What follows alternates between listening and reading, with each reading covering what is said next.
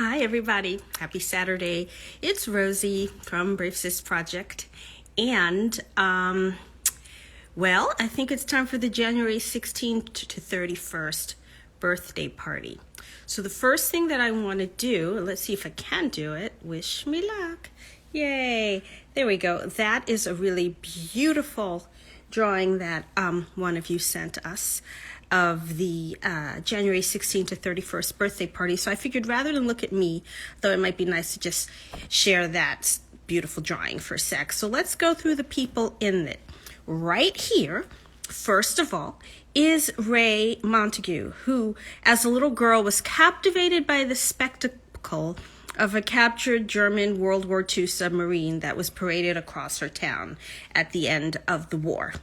And that really just lit her up. She decided she was going to become a ship designer.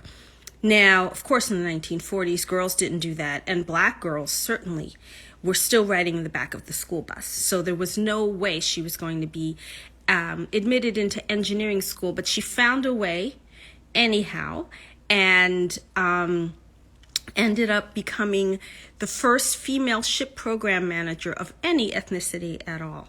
And she actually rose to the rank of captain, and she created the first computer-generated rough draft of a U.S. naval ship. What's so cool about her, besides the fact that she was memorialized in the movie Hidden Figures, is I was in touch with her son as I wrote this book, as I prepared the book. There's a close-up of Rey Montague, and he wrote me back and he said, I received my Brave Sis 2021 Journey Journal and it is amazing. Thank you again for letting my mother's legacy be part of the journal of empowerment for so many.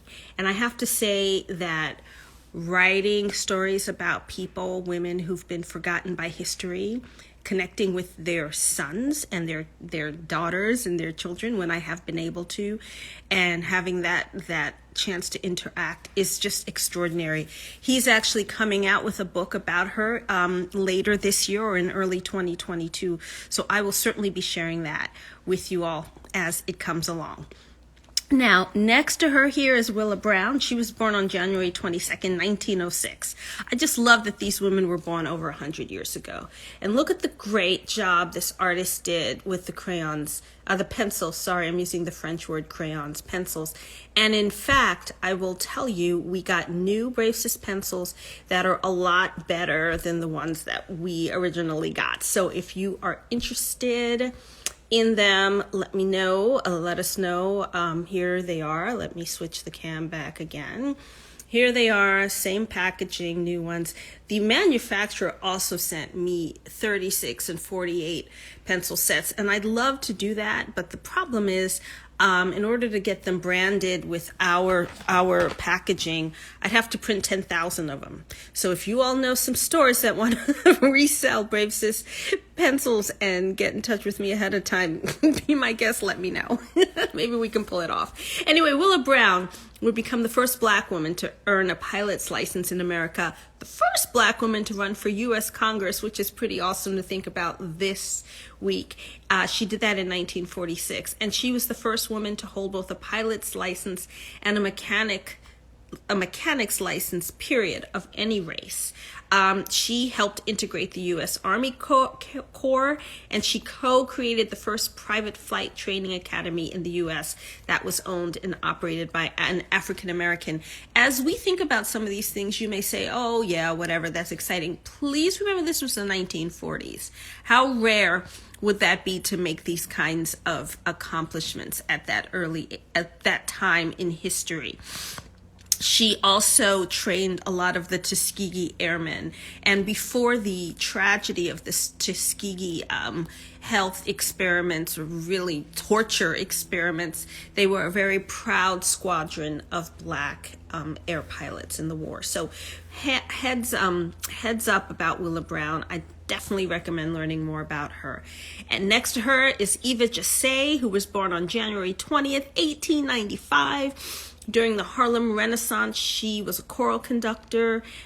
She became rather distinguished. Of course, the Harlem Renaissance was a time in American history where lots of Black people in New York City were able to attain great heights culturally by being together in community. I just want you all to see I have fallen behind in coloring my journey journal, and I'll tell you why I've fallen behind in coloring my journey journal. Take a quick second after Eva Jesse to tell you what's up with that.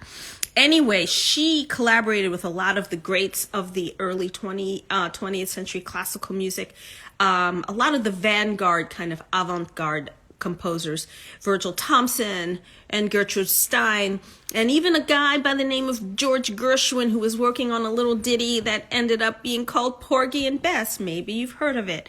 She also composed a lot of choral works on her own, and you can find those on the internet. If you go and Google her, you'll be able to find that. Now, you all know, those of you who've been following this project know that I am particularly fond of Susan Ankuddy.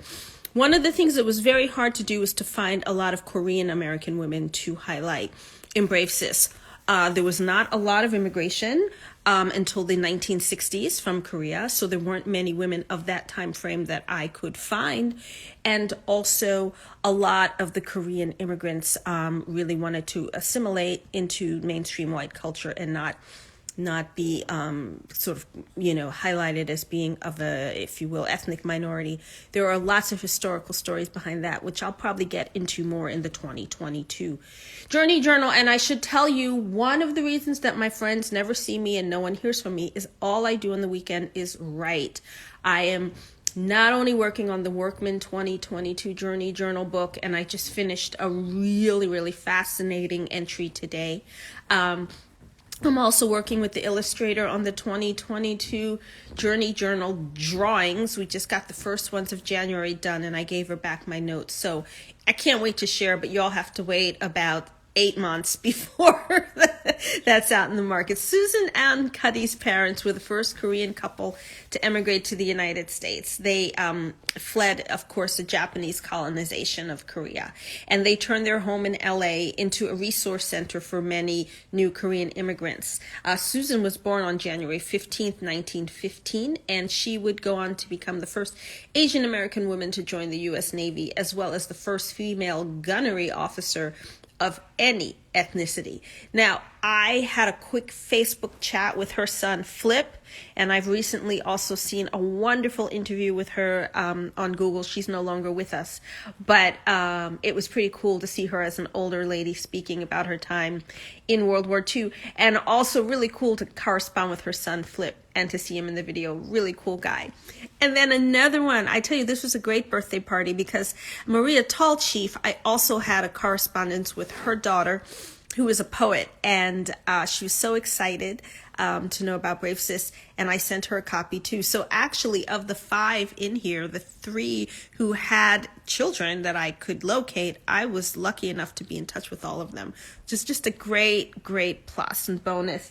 Maria is of the Osage Nation, born in Oklahoma on January 24th, 1925. She became America's first major prima ballerina. She was the first star in George Balanchine's brand new New York City Ballet, and she danced roles that would become iconic in the repertoire, such as the Sugar Plum Fairy in The Nutcracker. She actually went on to enjoy an international career. She's the first American to perform at Moscow's Bolshoi Ballet Theater. If you ever go to Tulsa, there is a colossal statue called the 5 Moons that honors her and 4 other Oklahoma-born Native American ballerinas of the era: Yvonne Chouteau, Moscaline Larkin, her sister Marjorie Tallchief, and the impeccably named Rosella Hightower.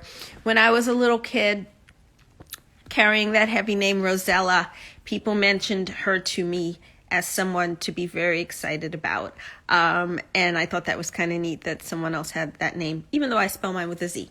So that is sort of where we're at right now with Brave Sis Journey Journal. I'll switch back to me. Here I am.